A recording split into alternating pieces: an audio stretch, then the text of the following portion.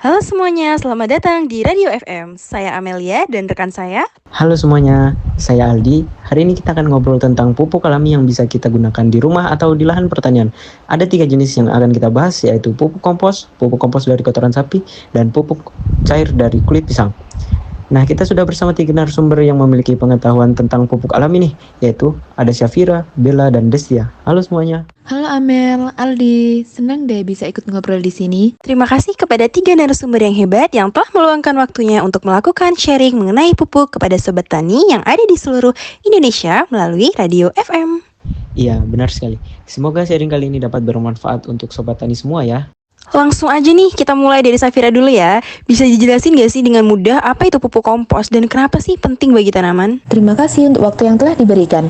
Nah, di sini aku mau jelasin mengenai pupuk kompos. Apa sih pupuk kompos itu? Jadi, pupuk kompos itu dibuat dari bahan organik seperti daun-daun kering, sisa makanan, atau potongan rumput. Manfaatnya juga banyak loh, seperti menambah nutrisi ke tanah, memperbaiki tanah menjadi lebih gembur, dan membantu tanah menyimpan air lebih baik. Jadi, tanaman bisa tumbuh lebih subur. Oh, jadi kompos tidak cuma kasih makan ke tanaman, tapi juga bikin tanah lebih sehat ya? Betul sekali, kompos itu juga membawa mikroorganisme yang baik untuk tanah. Jadi, selain menutrisi tanaman, kompos juga dapat membantu tanah tetap subur dalam jangka panjang. Wah, menarik ya. Nah, tapi saya punya pertanyaan nih. Kalau petani atau warga nih ingin membuat pupuk kompos sendiri di rumah, emang bisa? Dan kalau bisa gimana sih caranya? Tentu saja bisa, caranya juga mudah. Yang pertama, kumpulkan sisa-sisa bahan organik seperti kulit buah, daun kering, atau sayuran. Kemudian, tumpuk dalam tempat yang lembab, tambahkan sedikit tanah, dan bolak-balik tumpukan itu tiap beberapa hari. Dalam 1-2 bulan, komposnya sudah bisa dipakai. Wah, sangat mudah ya. Patut untuk dicoba nih. Baik, sekarang kita beralih ke Bella. Apakah kotoran sapi juga bisa dijadikan pupuk?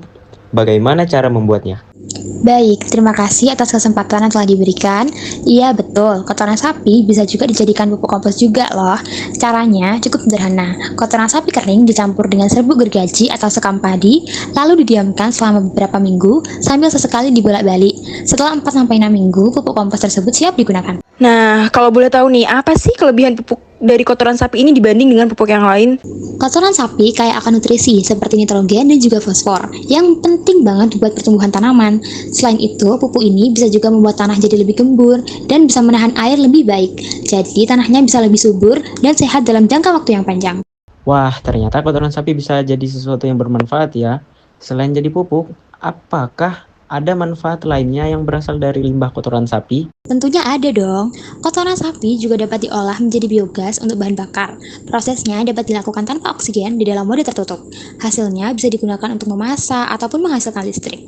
Jadi dari satu sumber kita dapat pupuk dan juga energi. Wah, luar biasa ya. Nah, sekarang kita lanjut ke Destia.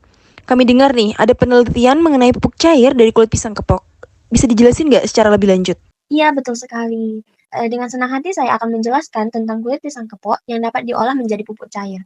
Di mana caranya juga cukup mudah, yaitu campurkan kulit pisang kepok dengan air, tambahkan EN4 yaitu bakteri pengurai, dan sedikit gula pasir. Kemudian campuran ini difermentasi selama sekitar seminggu di dalam sebuah wadah yang tertutup. Setelah itu, pupuk cairnya dapat langsung dipakai pada tanaman. Lalu, apa manfaat pupuk cair dari kulit pisang ini untuk tanaman?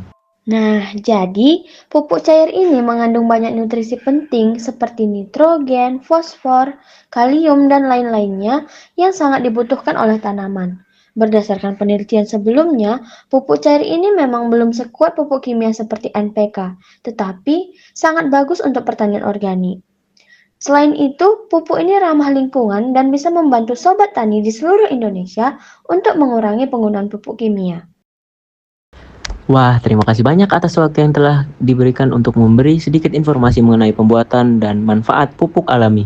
Ya, nggak kerasa nih, kita sudah berada di penghujung podcast. Sekali lagi, kami ucapkan terima kasih banyak kepada narasumber atas waktu dan informasi yang telah diberikan. Juga terima kasih kepada pendengar yang sudah mendengarkan podcast kami dari awal hingga akhir. Saya Aldi dan rekan saya. Saya Amel, pamit undur diri dan sampai jumpa di podcast selanjutnya, sobat.